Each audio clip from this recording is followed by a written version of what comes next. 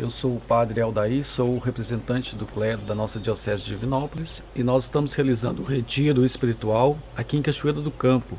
Nós vamos agora então conversar com o Padre Miguel, que é o orientador, o pregador do nosso retiro neste ano de 2015. Padre Miguel, eu gostaria primeiramente que o senhor se apresentasse. Quem é o Padre Miguel? Bom, eu sou o Padre Miguel Martins, eu sou jesuíta, natural do Piauí. Eu estava trabalhando em Salvador, na Bahia, e fui transferido agora, recentemente, há alguns meses, para Belo Horizonte. Estou agora como responsável para acompanhar o acompanhamento espiritual dos estudantes de teologia da Companhia de Jesus, dos jesuítas. Padre Miguel, o que são os exercícios espirituais de Santo Inácio? Os exercícios espirituais de Santo Inácio são uma experiência mística que ele viveu, uma experiência espiritual, e que depois compartilhou, né, ao longo da sua vida e deixou como herança para toda a igreja, para a Companhia de Jesus. É um método de oração, né?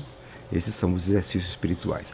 Ele mesmo diz no começo do livrinho dos exercícios que, assim como andar, caminhar, correr são exercícios corporais, existem os exercícios espirituais. São exercícios espirituais aqueles que ajudam a pessoa a crescer, né, no conhecimento da vontade de Deus. São exercícios que vão robustecendo, podemos dizer assim, o espírito para encontrar ou aprender a discernir a vontade de Deus na própria vida. E qual a vantagem do clero diocesano passar pelos exercícios espirituais? Os exercícios espirituais são feitos para todo cristão, né, que queira descobrir a vontade de Deus, encontrar com a vontade de Deus e aprender, né, a discernir qual a vontade de Deus para a sua vida. Então, para o clero é muito importante porque, vejam só, a missão de ser pastor de uma comunidade, de estar cuidando dessa comunidade, de testemunhar Jesus para essa comunidade, ela é muito desafiadora. Então, a cada ano, poder parar e fazer esses exercícios, e com essa chave inaciana é interessante porque esses exercícios vão ajudando a gente a desenvolver essa habilidade de silenciar, de olhar para o próprio coração e principalmente de olhar para Jesus, né? O centro dos exercícios espirituais é a pessoa de Jesus, e é a pessoa de Jesus que vai formando o coração do pastor. Então por isso que é importante, porque também na pastoral se apresentam muitos desafios. Imaginem vocês que os desafios de um padre à frente de uma paróquia são imensos. Então também os exercícios espirituais vão ajudá-lo a desenvolver essa capacidade do discernimento constante dos desafios que se apresentam, né, na realidade da vida da comunidade. Santo Inácio viveu já há alguns séculos. Então, qual a relação de Santo Inácio com o mundo de hoje? A espiritualidade inaciana, ou a vida de Inácio, tudo que ele viveu e o que ele deixou como herança para nós, ele nunca deixa de ser atual porque coloca a pessoa o tempo inteiro aberta, né, a discernir os sinais dos tempos.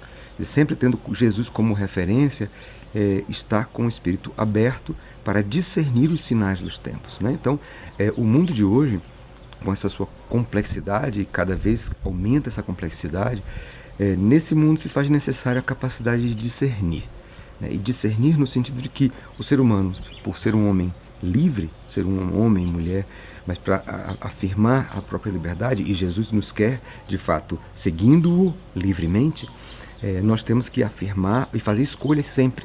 Na verdade, os exercícios espirituais de Santo Inácio nos ajudam a libertar-nos de todas as afeições desordenadas, como Santo Inácio pede, que são aquelas coisas que vão nos condicionando, e para livremente afirmar essa adesão ao projeto de Jesus. Então, na verdade, é buscar a vontade de Deus todo o tempo. Então, por isso que os exercícios espirituais nunca vão perder a atualidade. E hoje faz-se cada vez mais necessário ter um espírito aberto para acolher, perceber, primeiro ler os sinais de Deus no mundo. Porque também outra coisa dos exercícios espirituais é que ele diz, nós devemos ter a capacidade ou ser contemplativos na ação, ou buscar e encontrar Deus em todas as coisas e todas as coisas em Deus. Ou seja, um olhar que é capaz de perceber por onde está passando Deus, ou por onde está presente Deus, ou por onde está passando Jesus, podemos dizer assim, com o seu chamado. Nós continuamos então a nossa conversa com o Padre Miguel aqui no Retiro do Clero neste ano de 2015, aqui em Cachoeira do Campo, próximo a Ouro Preto. Padre Miguel, sobre os exercícios espirituais de Santo Inácio, qualquer pessoa, leigos, qualquer um pode fazer também os exercícios? Sim, sim. Santo Inácio, quando ele começou essa experiência dos exercícios, ele começou a dar os exercícios como leigo. Ele era leigo ainda e começou a dar os exercícios para os seus companheiros de universidade, os estudantes que faziam, que estudavam com ele na Universidade de Paris.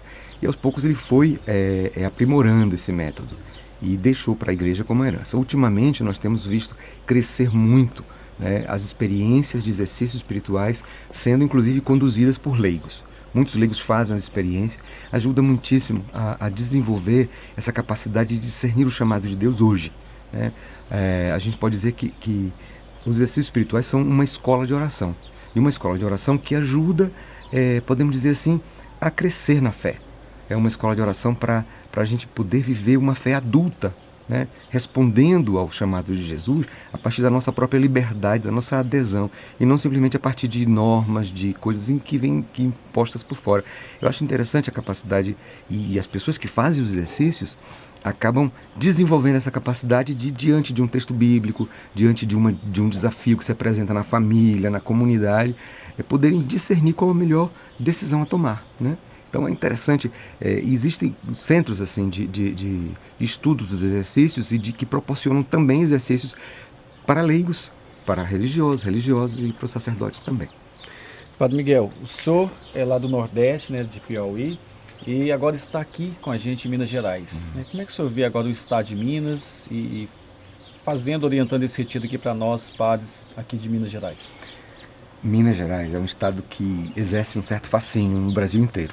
Quando a gente ouve falar de Minas, na verdade Minas tem é de um estado de uma riqueza cultural tão impressionante que, claro, se espalha pelo Brasil inteiro e a gente tem muitas referências mineiras, né? Então a música mineira é uma coisa linda, nós temos expressões assim muito grandes da cultura mineira que chegam até nós. Mas viver aqui, a gente experimenta uma coisa bem interessante, que é a diversidade desse estado, a religiosidade do estado de Minas, que a gente vendo de perto, quer dizer, é até maior do que a gente pode imaginar. É uma riqueza cultural muito grande. Gosto muito de Minas, né? As montanhas me fascinam, né? Eu nasci no sertão. Então eu não sou da costa, né, do litoral, eu nasci no sertão do Piauí. Então os sertões, né, o sertão me fascina. Claro que é uma realidade bem diferente. Aqui nós temos as montanhas de Minas, mas essa coisa do interior, da interioridade, do profundo, isso me fascina. Então Minas Gerais, para mim, eu estou em casa. O senhor é um amante da literatura, né? E até já citou para nós nas reflexões alguns poemas. E o senhor pode também estar mais próximo lá no Nordeste do Ariano Suassuna, ali da literatura toda nordestina. Né? O que a literatura ensina para nós? Eu posso dizer que a literatura é um modo muito, muito privilegiado de nos aproximarmos do mundo, né? E principalmente porque nos abre a um mundo maior do que aquele no qual a gente está inscrito, ou circunscrito, podemos dizer assim, na nossa realidade cultural. Então toda vez que a gente se aproxima de uma obra literária, seja ela ficção, ou novela, ou romance, ou seja ela poesia, que para mim é a que eu prefiro, ela nos abre janelas. A literatura brasileira é riquíssima, diversa. Você falava da literatura do Nordeste, então nós temos assim, autores fantásticos que dão ainda hoje, né, para o Brasil, contribuem para a nossa identidade cultural. Então você falou de Ariano, né? Imagina, e Ariano Suassuna é um autor fantástico, tem peças impressionantes, né? Então o Alto da Compadecida, Uma Mulher Vestida de Sol é uma peça bonita também. Tem muitas, a modo ele se aproximar por exemplo, do sagrado, né? É interessante, porque parte do coração da cultura popular, do modo como o povo percebe. E a gente vê assim nas nossas, aqui em Minas, por exemplo, né? Então toda essa tradição de Nossa Senhora do Rosário, né? Das congadas, dos catopês do norte de Minas. Então tudo isso assim, eu fico imaginando, o Brasil é tão plural e essa literatura, por exemplo, de Ariano Suassuna, ela simplesmente dá vazão ou expressão a essa alma brasileira, podemos dizer assim. E uma alma religiosa, isso é muito bonito. Agora, a literatura é bem ampla. Na verdade, no Nordeste a gente tem muitos autores interessantes, tanto de ficção como de poesia, e a poesia é muito rica, né? Como também aqui em Minas a gente tem descoberto muitas coisas boas, bonitas, né? Eu, por exemplo, sou um admirador, assim, confesso, de Adélia Prado. Adélia Prado, para mim, é uma das, assim, das novas expressões da poesia brasileira, dos anos 70 para cá, podemos dizer assim, que tem um viés místico impressionante, né? Uma expressão do divino na sua vida que me fascina. Porque, para mim, a linguagem poética, a linguagem literária, mas eu digo especificamente a linguagem poética, é a melhor linguagem que mais nos ajuda a nos aproximar do mistério. O mistério da vida, mas do mistério principalmente o mistério religioso, a experiência mística mesmo, do transcendente. Então, eu gosto sempre de citar poesia no meu retiro, porque ajuda a gente a trabalhar um pouco a percepção mais profunda. Nós estamos muito acostumados a uma linguagem mais racional, e aí cada vez que o mundo avança, as informações elas se multiplicam, as imagens se multiplicam, e a gente é muito rápido, a gente quer captar logo as coisas e de certa maneira dominá-las. Mas a gente perde a noção de que nós estamos imersos num mistério, e nós devemos ter esse contato, abrir o coração para algo maior do que nós. Não podemos dominar a realidade, né? E nem podemos até mesmo deixar que a realidade se imponha a nós. Nós precisamos de realidade demais, mata a gente precisa de sonho, a gente precisa de... Então a literatura é um pouco isso. E, de certa maneira, a experiência religiosa é também isso, quer dizer, é algo que nos ajuda a viver. É uma luz que vem e nos ajuda a perceber o cotidiano, as relações, a realidade de um modo diferente, de um modo que dê sentido à nossa alma tão sedenta e tão faminta de algo maior, que a gente chama de Deus, né? A experiência. E Jesus, ele é isso, ele é sensação, ele é proximidade, ele é palavra, ele é imagem, ele é gesto. Então Jesus, ele vai falando para as pessoas. Jesus é um grande poeta, para mim é um grande poeta, é o poeta de Deus, é a poesia de Deus, é a palavra de Deus. Pronto, não precisa dizer mais nada. Jesus é a palavra de Deus. E poesia é o quê? É palavra. Mas é uma palavra cheia de sentido, cheia de mistério. O senhor citou aí a Adélia Prado. A Adélia Prado é da nossa diocese, né? Mora em Divinópolis. Sim. Algum outro autor preferido do Padre Miguel? Sim. São muitos, né? Então, aqui de Minas, por exemplo, amo Guimarães Rosa, né? E na poesia, Murilo Mendes. Drummond, claro, meu Deus, Drummond é o grande. Então, podemos dizer Drummond, Murilo Mendes, que é Juiz de Fora, né? Esses poetas do século XX, do modernismo, que eu gosto demais. Depois, se a gente pode abrir para o Brasil inteiro, gosto muito do Graciliano Ramos do Nordeste, né? Depois gosto imensamente de Clarice Lispector, uma autora fantástica. Depois, no mundo, né? A literatura universal é riquíssima. Então, Gabriel Garcia Marques é um autor que, para mim, é fundamental. Tenho descoberto um outro que, para mim, é a minha mais nova descoberta e, de fato, toda vez que sai um livro dele, eu vou atrás, procuro. É um moçambicano, se chama Mia Couto. Esse aí eu aconselho para qualquer pessoa que esteja até começando a ler literatura.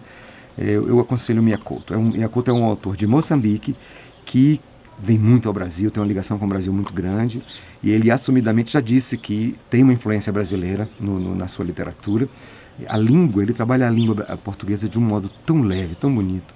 Então eu aconselho para quem quiser, por exemplo, estrear, começar a entrar mais na literatura, leia os contos e as histórias de Mia Couto, se chama.